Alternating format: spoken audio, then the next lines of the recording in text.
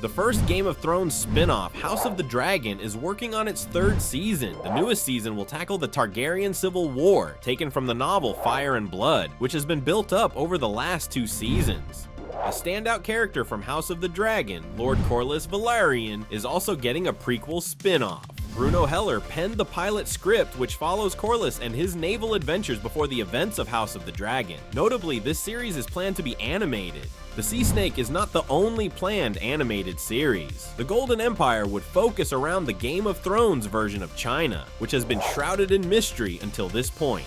George R.R. Martin cites shows like Blue-Eyed Samurai as inspirations for wanting the series to go into animation. Little is known besides the basic premise and setting, but Martin's excitement does bode well for this show's release.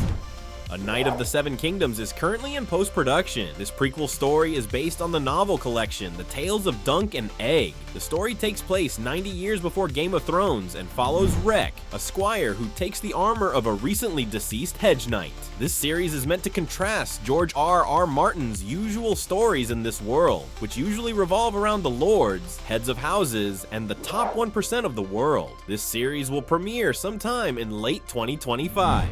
Another spin-off is in development right now, and as the title suggests, it follows the story of Aegon Targaryen and his conquest of Westeros. We have heard stories of these events in Game of Thrones as characters recount the horrors they went through under Aegon I's rule. His vision for an endless winter will be his driving force throughout the series. Because the show is still in development, little is known besides what we know from the books. The show will take place even further in the past than House of the Dragon. We should expect some more updates on this series soon. Another cancelled spin-off was 10,000 Ships, a prequel that took place even further back, 1,000 years before the original Game of Thrones series, and followed Princess Nymeria. This was cancelled during the writing stages. However, it has recently been brought back from cancellation with Pulitzer Prize winner Ebony Booth involved in the creative team.